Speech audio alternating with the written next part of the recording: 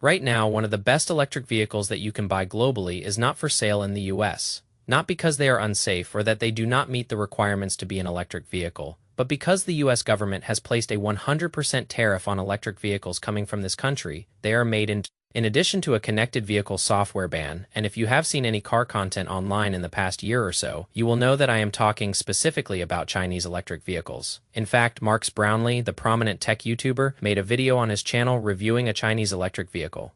And well, I am just going to let you listen to his intro. Yo, have you seen these Chinese electric cars? If they ever came to the US, they would cook everything that we have here. They are too good, they have too much tech, and they are too cheap to not dominate everything. And so, I figured I should get my hands on one and actually figure out if that is true or not. Now, if you watch that video until the end, he is ultimately impressed by the car and states that the car he tested specifically is a $42,000 car that feels like it would have cost $75,000 if it was made in the United States.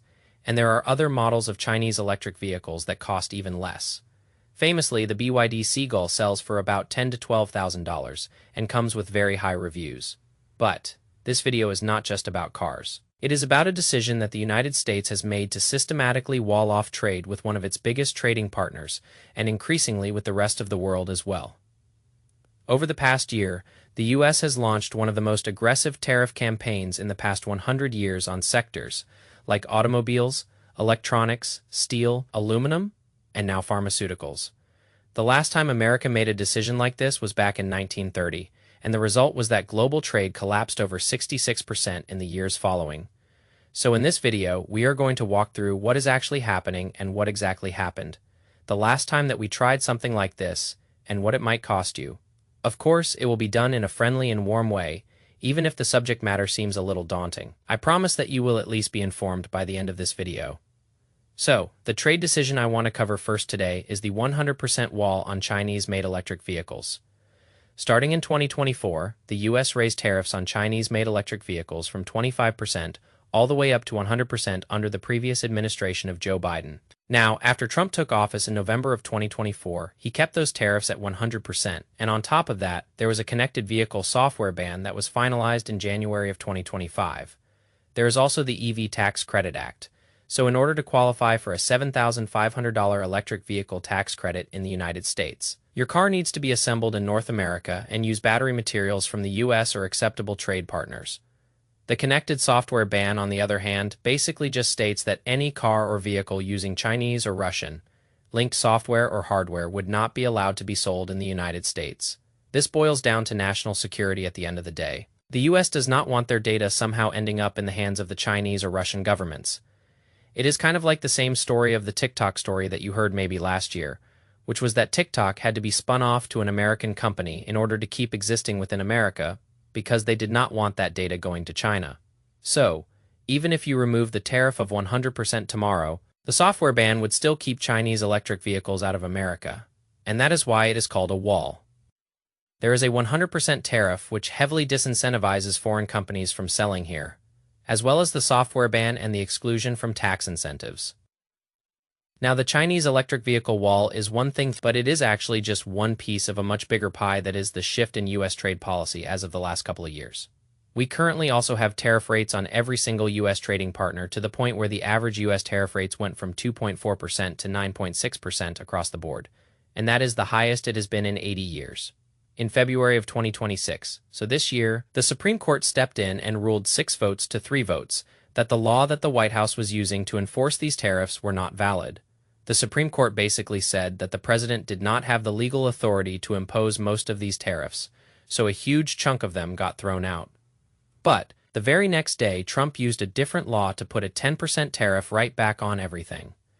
Then, in April, he announced a new round of tariffs on steel, aluminum, and copper, plus up to 100% on pharmaceutical imports. In addition to these policies, there are also artificial intelligence chip export controls, where companies can export artificial intelligence chips.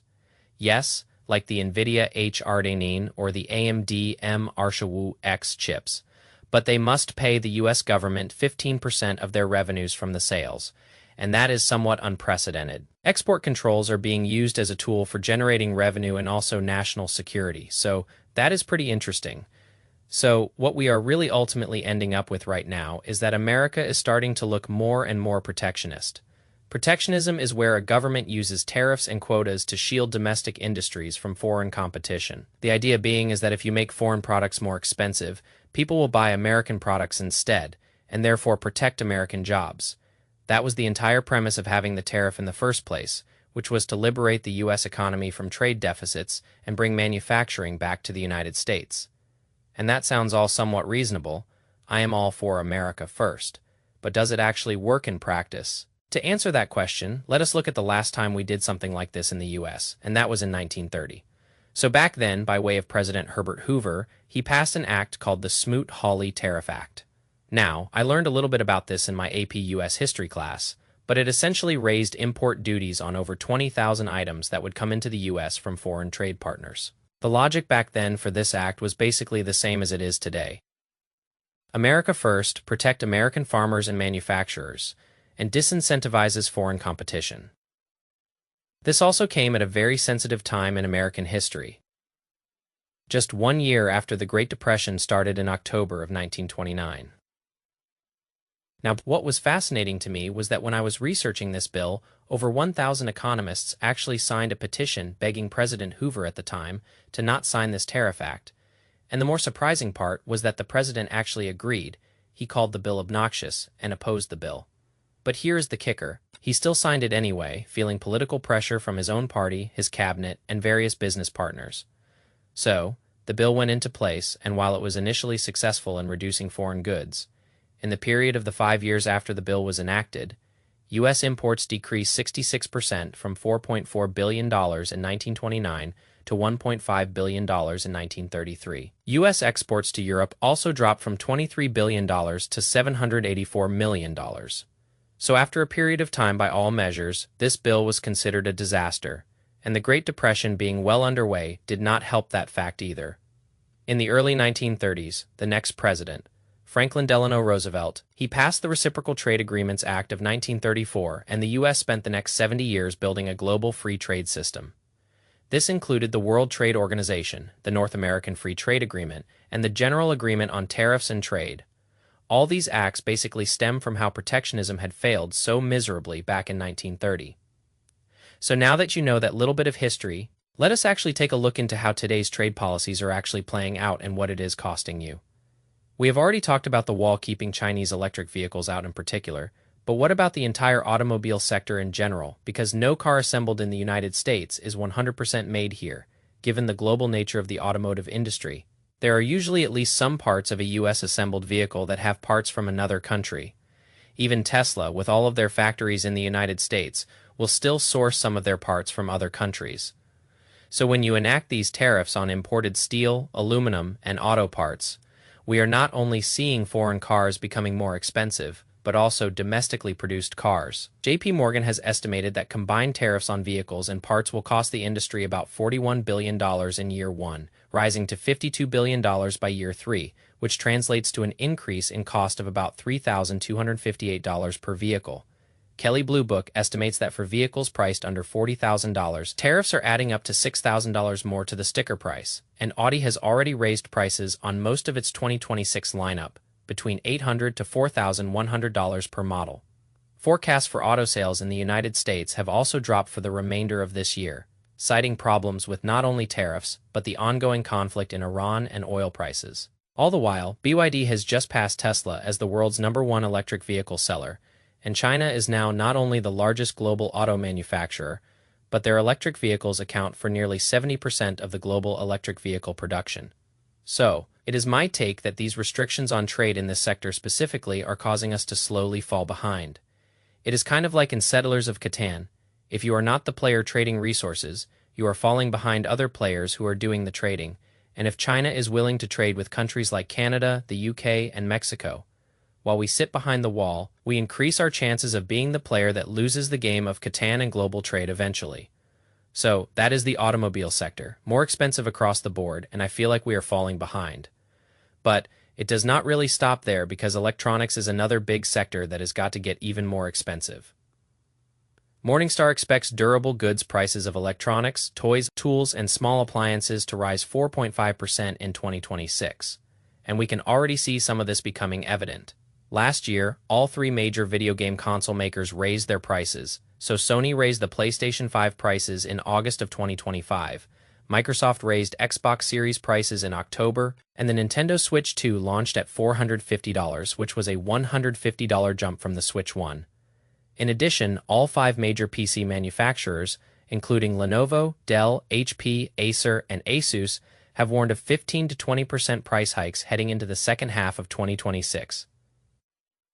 TrendForce, a major industry research firm, found that a mainstream $900 laptop could see its cost increase by nearly 40%, meaning that same laptop could cost you over $1,200 by the end of this year. Of course, tariffs are not the only reason this is going on. There's also a massive memory shortage going on right now because artificial intelligence data centers. They create so much demand for chips and memory, and this shift in demand is causing companies like Samsung or Micron to shift production away from those types of chips, the consumer chips, and more towards the artificial intelligence chips. And if I were a chip maker, I would probably do the same. If all the artificial intelligence chips are in demand, and that is actually what is going to give me the most profit, I am going to obviously shift my resources to making artificial intelligence chips rather than consumer chips. The analogy here is like if I owned a supply store during the gold rush in the 1850s, and all of a sudden, I see shovels selling at 10 times the rate compared to jeans. I am probably going to carry a lot more shovels at my general supply store compared to jeans, because that is where the demand is. But as a result, the people that are wanting jeans, the regular people, are going to suffer. So take a look at some of these charts from the Wall Street Journal. Not only does memory as a percentage of manufacturing costs of a device make up typically 20 to 35% for most consumer electronics, the average contract prices of DRAM and memory are up as well. In addition, you have worldwide smartphone and PC shipments projected to be down this year. The US also has tariffs on semiconductors from Chinese suppliers. So, you already have all these forces working against creating chips for consumer devices plus the additional tariff. Therefore, the entire supply chain for electronics is already hamstrung, and I feel like the prices to consumers are just going to get worse. Still, though, it probably might not be as bad as the newest sector that is becoming affected by trade policies, and that is the pharmaceutical sector. On April 2, 2026, exactly 1 year after the Liberation Day tariffs, President Trump signed an executive order imposing 100% tariffs on patented pharmaceutical products and their active ingredients. Now, the good news is that it does not affect a lot of generic drugs, but here is exactly how it works. So if a drug company has signed a pricing deal with the administration and is building manufacturing in the United States, they will not pay a tariff if you are a company that is just planning to build here, but you have not finished yet. The tariff is 20% and then it goes up to 100% in 4 years. And if you have not made any single deal at all with the administration, it is just going to be a flat 100%. Now, the interesting part here is that 14 out of the major 17 drug companies have already signed deals with the administration, and a lot of the pricing deals actually look pretty good. For example, Ozempic or Wegovy, which are the GLP-1s used to cost patients over $1,000 a month, and they are going to be now available for around $350 a month. Some drugs like insulin from Novo Nordisk will be capped at $35 a month. I think that happened a little bit prior to the April 2, 2026, but still, it was in effect. Eli Lilly also has a weight management drug called Zepbound, which has already dropped to $300 to $350 a month after working with the Trump administration. Now, the problem and the bigger concern is that a lot of the U.S. pharmaceutical supply chain is still dependent on foreign production, especially from countries like China or India, according to the Food and Drug Administration. More than 80% of the manufacturing sites for active pharmaceutical ingredients are located outside of the country, and that China and India together supply more than 70% of the active pharmaceutical ingredients used in U.S. drug manufacturing. And just like the car sector, if a drug has any active pharmaceutical ingredients from another country, they will pay that country's tariff rate. But the part that is really concerning is that while generic drugs are currently exempt from tariffs for now, the White House said that they will reassess that in a year if generic drugs end up getting hit. Important drugs like antibiotics, cancer treatments, blood pressure medication, arthritis medication, that might go up in price as well. I just do not know what the downstream effects of those are going to be in the future. So we can clearly see that the trade strategy or the trade decision that is around national security and protectionism ends up snowballing into tariffs across one sector and then another sector and then another. Cars are already more expensive, electronics are becoming more expensive, and your medication might be next. So let us talk about what all of this actually costs you as a consumer and what you can do about it. The Tax Foundation estimates that tariffs currently in effect amount to roughly $1,500 in additional costs per American household in 2026. And Yale University's Budget Lab puts it at between $600 and $1,300. Whichever number you use, it is clear to me that Americans are now paying more for a lot of goods, not just limited to the ones I talked about today either. The whole argument was that these policies will bring manufacturing back home to the U.S., but I would actually argue that when the U.S. is not engaging in free trade, like it has in the past, it actually makes us weaker, because countries will trade without us. For example, some of the biggest trade deals of the year so far have been the European Union signing a free trade agreement with India. The conclusion there is that India will eliminate or reduce tariffs on 97% of EU goods, and that the EU will eliminate tariffs on 89.5% of Indian imports over 7 years. Another big trade deal is that Canada struck a deal with China to cut tariffs on electric vehicles, the very same electric vehicles that we do not have access to, and in that deal, China agreed to cut tariffs on Canadian canola oil. But in America, imports from China have declined by $135 billion in the last year relative to 2024.